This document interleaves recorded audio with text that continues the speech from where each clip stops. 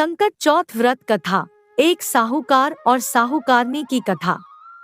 एक साहूकार और एक साहूकारनी थे। वह धर्म पुण्य को नहीं मानते थे। इसके कारण उनके कोई बच्चा नहीं था। एक दिन साहूकारनी पड़ोसी के घर गई। उस दिन सकट चौथ था। वहां पड़ोसन सकट चौथ की पूजा करके कहानी सुना रही थी। साहूकारनी ने पड़ोसन से पूछा, तुम क्या कर रही हो? तब पड़ोसन बोली कि आज चौथ का व्रत है, इसलिए कहानी सुना रही हूँ। तब साहूकारनी बोली, चौथ के व्रत करने से क्या होता है? तब पड़ोसन बोली, इसे करने से अन्न, धन, सुहाग, पुत्र सब मिलता है।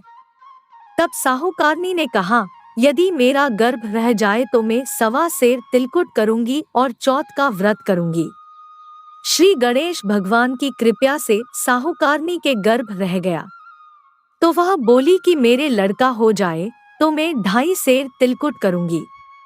कुछ दिन बाद उसके लड़का हो गया तो वह बोली कि हे चौथ भगवान, मेरे बेटे का विवाह हो जाएगा तो 5.25 सेर का तिलकुट करूंगी। कुछ वर्षों बाद उसके बेटे का विवाह तय हो गया और उसका बेटा विवाह करने चला गया। लेकिन उस साहूकारनी ने तिलकुट नहीं किया। इस कारण से चौथ देव क्रोधित हो गए और उन्होंने फेरों से उसके बेटे को उठाकर पीपल के पेड़ पर बिठा दिया। सभी वर को खोजने लगे पर वो नहीं मिला। हताश होकर सारे लोग अपने अपने घर को लौट गए। इधर जिस लड़की से साहूकारनी के लड़के का विवाह होने वाला था, वह अपनी सहेलियों के साथ गणगौर पूजने के लिए जंगल में दूब लेने गई। तभी रास्ते में पीपल के पेड़ से आवाज आई, ओ मेरी अर्धब्यही।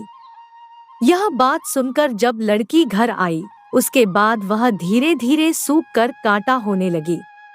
एक दिन लड़की की माँ ने कहा, मैं तुम्हें अच्छा खिलाती हूँ, अच्छा पहनाती हूँ, फिर भी तू सूखती जा रही है, ऐसा क्यों? तब लड़की अपनी माँ से बोली कि वह जब भी दूब लेने जंगल जाती है तो पीपल के पेड़ से एक आदमी बोलता है कि ओ मेरी अर्धब्यही।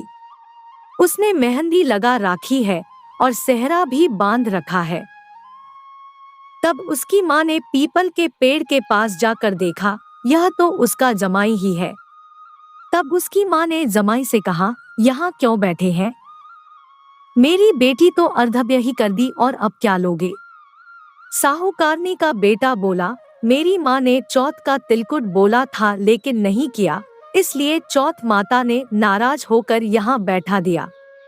यह सुनकर उस लड़की की माँ साहूकारनी के घर गई और उससे पूछा कि तुमने सकट चौथ का कुछ बोला है क्या? तब साहूकारनी बोली, तिलकुट बोला था। उसके बाद साहूकारनी बोली, मेरा बेटा घर आ जाए तो 2.5 मन का तिलकुट करूंगी। इससे श्री गणेश भगवान प्रसन्न हो गए और उसके बेटे को फेरों में लाकर बैठा दिया। बेटे का विवाह धूमधाम से हो गया।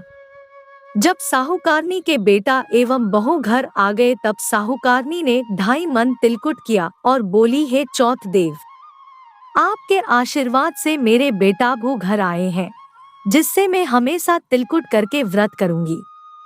इसके बाद सारे नगर वासियों ने तिलकुट के साथ सकट व्रत करना प्रारंभ कर दिया।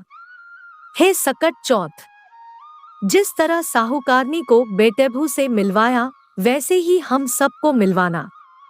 इस कथा को कहने सुनने वालों का भला करना। बोलो सकट चौथ की जय। श्री गणेश देव की जय।